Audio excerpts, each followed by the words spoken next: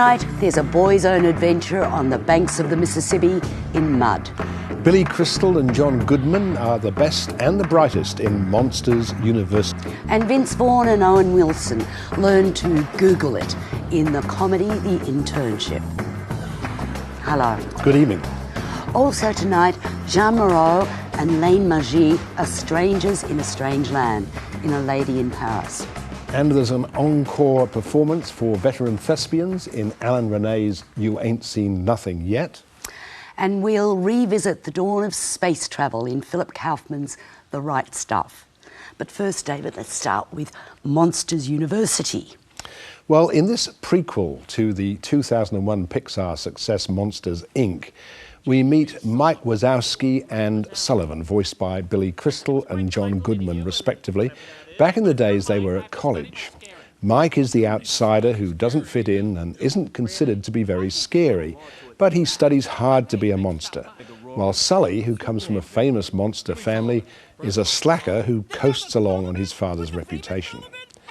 They join Uzma Kappa, a fraternity of misfits, and enter the Scary Games program, facing expulsion by stern Dean Hardscrabble, Helen Mirren, if they lose. Scariness is the true measure of a monster. If you're not scary, what kind of a monster are you? It's my job to make great students greater, not make mediocre students less mediocre.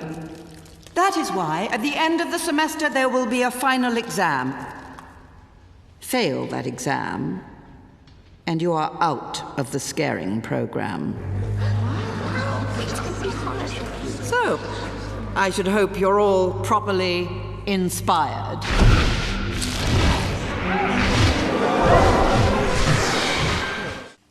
Though the animation is of the very highest order, with exceptional detail and often a strange kind of beauty in the depiction of these apparently lovable monsters, the plotting is routine and conventional, the overly familiar story of the outsiders who, against the odds, overcome. The script relies too much on talk, and the treatment feels laboured and longer than it actually is. It's wonderful to look at, but these characters were more interesting and more likeable the first time around. Well worth seeing, though, is the accompanying short film, The Blue Umbrella, a beautifully drawn, very sweet romance between a couple of umbrellas one rainy day. Margaret. It's very cute, that it's lovely, short. Pixar does these really nice short films. Yes, beautifully imaginative and wonderfully achieved. I agree with you about Monsters University. I felt it just fell back on cliche, and what we've come to expect from Pixar are wonderful screenplays.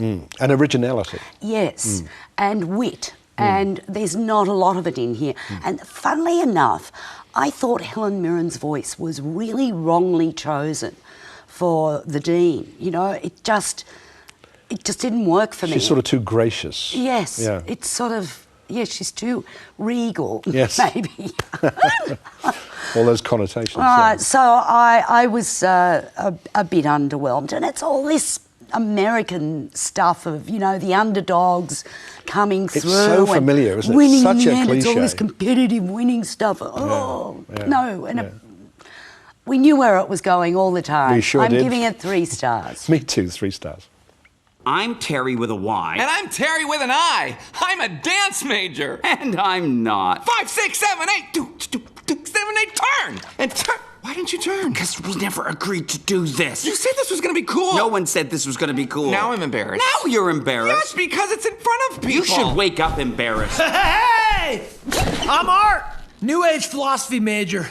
Excited to live with you and laugh with you and cry with you. Thought you might like to keep a dream journal. Monsters University opens nationally next week. Vince Vaughn is back, just as tall but maybe a bit jowlier, in a film he co-wrote with Jaron Stern, The Internship.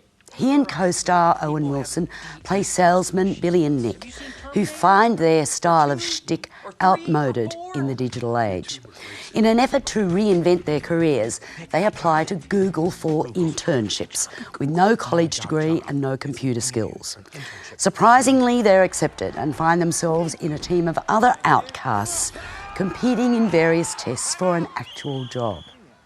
While Billy keeps up the shtick, constantly referencing the movie Flashdance as an inspiration to his team, Nick finds himself attracted to a Google executive, played by Rose Byrne. Look, Nick, I gotta tell you, this is just never gonna happen. This? I mean... Oh, no. This is me reaching out as an intern. They've encouraged us to approach experienced Googlers and just pick their brains. Oh, I'm sorry. Of course. You thought I was just, oh, who's this wanker? Well, look, Sid here is incredible. Okay. Nick is desperate to learn. He'd love to come along. Let's make it happen. Yeah, sure. Let's do it. Come on, everybody. Wait, where are you going? Oh, I have a meeting. But you know that. Cheerio. I found most of the internship extremely tedious, predictable, weak on wit, and I was particularly underwhelmed by Vaughan's motor-mouth character, one he seems to have perfected for himself. It was directed by Sean Levy, who is most probably best known for his Night at the Museum series, but even he can't elevate this material beyond the banal. Owen Wilson does have charm on screen, and his scenes with Rose Byrne are some of the better ones. But the cliches abound amongst the team members. There's the nerd, the mother-dominated Asian American, the socially removed character, and the boyfriendless girl, all of whom Billy and Nick liberate, wouldn't you know? And Max Minghella does his career no favours playing the snobby leader of a rival team.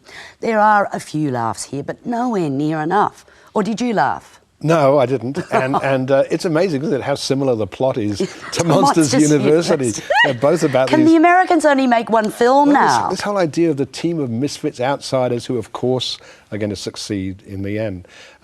One thing I did like about the internship was the little scene uncredited of Will Ferrell playing the boss of this mattress bed place. See, I didn't even like that. Well, there's something about Will Ferrell that amuses me because he has this sort of vicious persona, and I think he does those things really well. And I like the fact that Rose Byrne gets to talk with a Aussie accent for once in her life, but what a nothing role. Yeah, but you know, I mean, what an ad for Google, really. What an ad for Google, because absolutely. They must have been very much on side. Talk to make about this. Product placement, and they make the whole Google workplace look like heaven on earth. Yes, like a kid's playground. I know.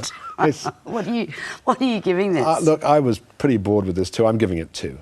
I'm giving it 2-2. Let's begin. Having a beer with your boss. Some of you are under 21. Some of us aren't under 21, so if you want to grab a cold one with me, I'm happy to do that with you. I will not be grabbing a cold one with you. You get high? I don't get high. I'm not judging. I'm just saying. That being said, if you want something cold to drink, we'll hook you up. Okay, thank you. Just stop talking to me. I'm your Bill Holden in Star Trek 17. I really don't get that reference. Google it. Got it. Dating a fellow intern. This is Google, not Match.com. No, that's frowned upon also? So we'll say no to love. We'll say no to love, yes. It's gonna be a no. Is a one-night stand considered dating? The internship opens around the country this week. Our next film is A Lady in Paris. Anne, morosely played by Lane Maggi, is a divorcee who lives what appears to be a miserable life in an ugly quarter of her hometown, Tallinn, Estonia, caring for her mother. When Mum dies, Anne gets an unexpected and pretty unlikely invitation to fly to Paris to care for an elderly Estonian exile there. Whoever devised the English title for this film completely missed the point. The French title means An Estonian Lady in Paris, and there are 2 of them, each one as grumpy as the other. Director Ilmar Raag seems fascinated by these characters, but really they're pretty poor company, both of them. What drama there is has to do with why Frida is estranged from the wider Estonian community in Paris, and also her relationship with Stéphane, Patrick Pinot, who runs a bar nearby. This is a very small film, a film in which the drama is so muted, it's practically non-existent. Margaret? I liked it. Okay. I know that I'm not in the habit of liking morose-looking Eastern European you always complain about wandering around a film. But I actually, maybe it's the fact that it's Paris. And I mean, it is, you know, the dowdy East European arriving in this city of fashion and light and love and You know, it's a very predictable course, the cranky old woman, and both of them are going to benefit from the association with the other. And I quite liked Lena Magi, however you pronounce her name, and I'm sorry if we've got it wrong, as this woman. I thought she had a beautiful, calm stoicism to her. And it's also Paris. And I know he tried to avoid the cliches of the Arc de Triomphe and the Eiffel Tower, but it's the streets, and I just love being there again. And it's also Jean Moreau, yes. and of course she brings with her all these memories yes. of Jules and Jim and all those great films. And, she's a gutsy old thing, isn't she? Yeah, well, it's good to see her still around. But even so, I couldn't summon up much enthusiasm for this. I'm giving it 2. Oh no, I'm giving it 3.5. Lady in Paris opens in limited national release this week. Jeff Nichols is one of the more interesting filmmakers working in contemporary independent American cinema. After Shotgun Stories and Take Shelter, now comes Mud, set in the delta of the Mississippi in Arkansas, where 14-year-old Ellis, Ty Sheridan. This is such a lovely film with stunning performances from the 2 boys, Ty Sheridan and Jacob Laughlin, who so reminded me of a young River Phoenix. Matthew McConaughey, who could have been seen as a lightweight, is obviously taking his career seriously, and he's terrific as Mud. All the performances are solid, notably Sarah Paulson and Ray McKinnon as Ellis's troubled parents, Sam Shepard as their taciturn neighbour over the creek, and Michael Shannon as Neckbone's uncle. But it's Jeff Nichols' handling of the material that's masterful. Beautiful shots from cinematographer Adam Stone and a terrific music score by David Wingo. Nichols may want to wrap up each of the strands here with a too neat resolution, but this tale of a young man encountering adventures and some tough life lessons is a joy. David. It is a lovely film. I've liked Jeff Nichols' other films, Shotgun Stories and Take Shelter, very much. And this is a little bit different, but it's also because Shotgun Stories was also set in Arkansas, I think, and Take Shelter in Ohio, and so he loves exploring these regional areas of America and the evocation of this river, this mighty river with these little communities on the fringes of it with the rundown well, the houseboat community, really. Yeah, all of that. It's like that. He evokes that really, really well. And he's obviously inspired by Mark Twain because there's a lot of Huck Finn and Tom Sawyer in these boys. And he does it all really, really beautifully. But do you know, what I love, there is a moment in the film that is so poignant and heart-wrenching, you know, when Ellis is disillusioned. And to capture that moment so well and for an audience to be right in there in that moment with that kid. I just love filmmakers that can create moments like that. I think the film is a little long. I think for what it is. I mean, it runs 2 hours 10 minutes or something. Could have been a little bit tightened. And he needn't have done all that stuff at the end. Neat at the end. Yes. Yeah. But still, I think it's a film of great quality. I'm giving it 3.5. I think, you know, wonderful, wonderful performances. I'm giving it 4. Mud opens in limited release this week. Alain Resnais has just turned 91, and the director of such masterpieces as Hiroshima Mon Amour and Last Year at Marienbad is still active, still making films to provoke, challenge and amuse.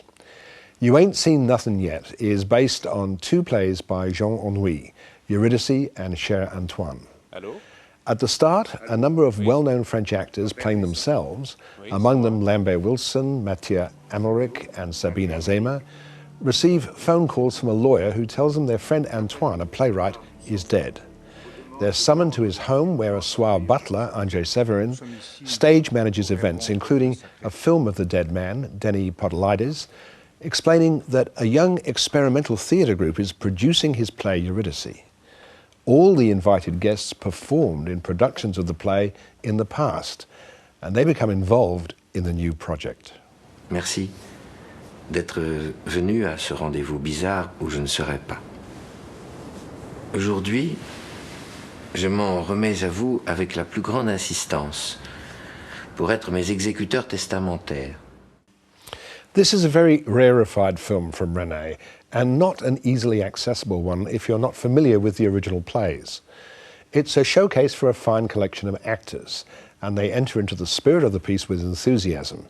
But acting is the key word. Despite the director's efforts to lighten the material with wily, sophisticated humour, it all feels very theatrical and stagey.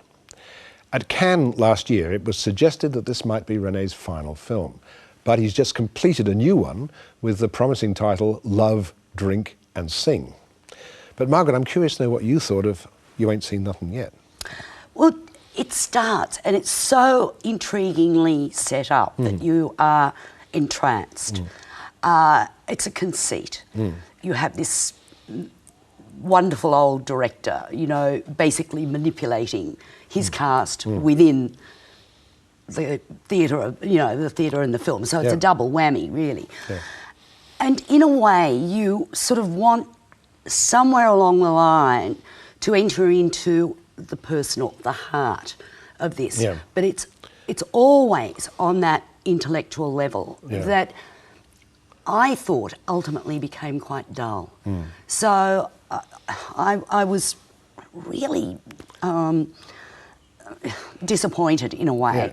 And the director insisted on this strange title, You Ain't Seen Nothing Yet. I mean, what's that all about? I think it's interesting because I think René, from the very beginning of his career, has always been interested in memory and in the impact of the past on the present. And that, in a way, is what this is all about. Yeah, but he doesn't really come to grips with... Well, he doesn't present it on a personal level. No. It's more kind of remote and theatrical, really. Well, yeah, you know, I mean, there's no connection with the plays with the personal. No, that's right. Yeah. So I like you, I think I found it a bit frustrating too. Yeah. I'm giving it 3. What about you? I'm giving it 2.5. Dis donc, fiston, c'est bien triste ce que tu joues. C'est triste aussi ce que je pense. À quoi penses-tu? À toi. À moi, allons donc. Et qu'est-ce que tu vas me dire encore? Je pense que depuis que maman est morte, je te suis aux terrasses des cafés avec mon violon. Je pense que depuis que maman est morte, je te suis aux terrasses des cafés avec mon violon. Je te regarde te débattre avec tes additions le soir. Je t'écoute parler du menu du préfixe. Et puis je me couche et je me relève le lendemain. Quand tu auras mon âge, tu sauras que c'est ça la vie.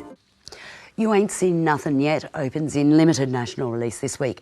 And on our website is an interview with actors Sabine Azma and Lambert Wilson. Now, there are moments in films that stay with you forever. And I've never forgotten the awe I felt in the right. I'll leave it to Sam Shepard as Jaeger to explain after astronaut Gus Grissom lands amidst controversy. Fred Ward as Grissom. The film has a slightly satirical tinge to it as it deals with the politics and the media. But nothing takes away from the extraordinary bravery of these young men and their camaraderie in the face of extreme danger. It's so wonderful, this film. It's over 3 hours long. I don't care. Kaufman used every moment wonderfully. So I think Kaufman is one of the most underrated directors of recent times. And I think this is a really interesting film because he's dealing with a new frontier where Americans are going out into this dangerous world. Well, in competition with the Russians, too. But in a large sense, he's comparing it to the old frontier, to the Old West, and the pioneers of that. And there's so much of the film that is evocative of Westerns. John Ford is referenced in a couple of funerals. Barbara Hershey plays a woman who could have been in a Howard Hawks Western very easily. Absolutely. So and Sam Shepard, drinks in a cowboy bar and talks cowboy talk and all that sort of stuff. And I love rides up on his horse and they race through the. I love the way Kaufman does all that, and I also love the sequence in Australia with David. Yes, I wanted to incorporate. That is just such a wonderful. It's spellbinding scene. It is. But there's so much in this film. I love the way he deals with the media. I love the character played by Roald Dano as the minister. Who's there's so much going on here, and I think it's a great choice, Margaret. I'm pleased to see it again. I just loved seeing it again. And this is part of the scene that is inspirational in the film. It's pretty amazing stuff, the right stuff. And next week we'll be looking at something very different, Ozu's Tokyo Story. And that's the show for tonight, so good night from us. Good night.